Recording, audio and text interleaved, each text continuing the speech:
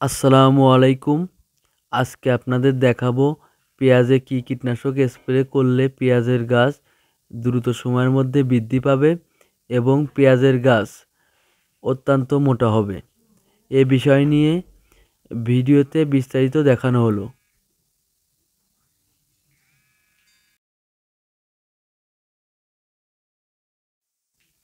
প্রথমে নিলাম অ্যান্টাকল।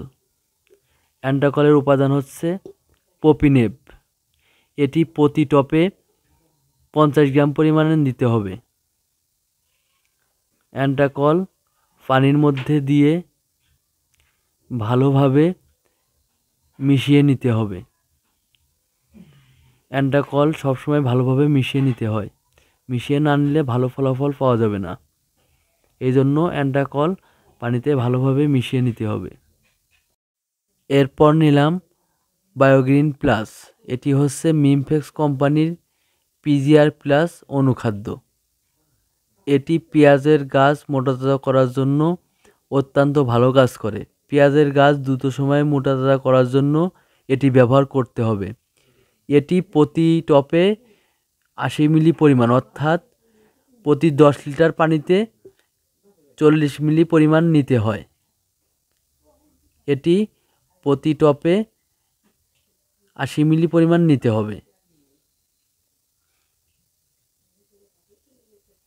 এটি পানির মধ্যে দিয়ে ভালোভাবে মিশিয়ে নেবেন।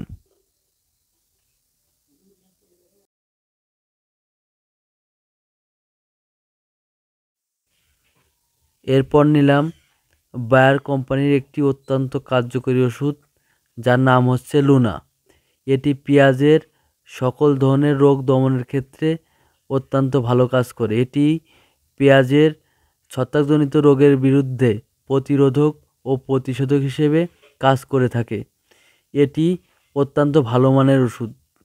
এই ওষুধ ব্যবহার করলে পেঁয়াজের সকল ধরনের ছত্রাকজনিত রোগ দমন হয়। এটি প্রতি লিটার পানিতে 1 মিলি পরিমাণ, অর্থাৎ 20 লিটার একটি টপে 20 মিলি পরিমাণ নিতে হবে। এরপর পানির মধ্যে দিয়ে ভালোভাবে মিশিয়ে নেবেন।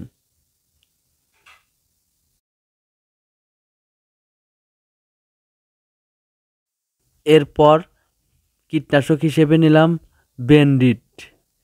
বেনডিট এর উপাদান হচ্ছে অ্যাবামেকটিন ও ইমিডাক্লোপিড। এটি পেঁয়াজের মাকড় ও থ্রিপস পোকা দমনের জন্য অত্যন্ত ভালো কাজ করে। এটি পেঁয়াজের সকল ধরনের মাকড় এবং থ্রিপস পোকার বিরুদ্ধে অত্যন্ত ভালো কাজ করে। এই কীটনাশক প্রতি লিটার পানিতে 1 মিলি পরিমাণ, অর্থাৎ এক টপে 20 মিলি পরিমাণ নিতে হবে।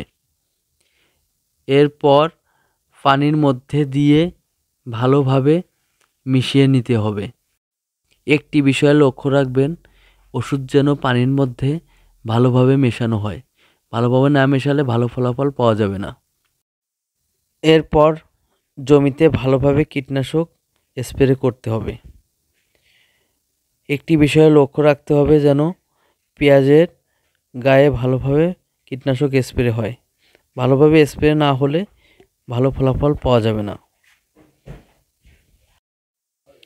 ধন্যবাদ সবাইকে আমাদের ভিডিও সম্পূর্ণ দেখার জন্য এবং কৃষি বিষয়ক নতুন নতুন তথ্য পেতে আমাদের চ্যানেলটি সাবস্ক্রাইব করুন।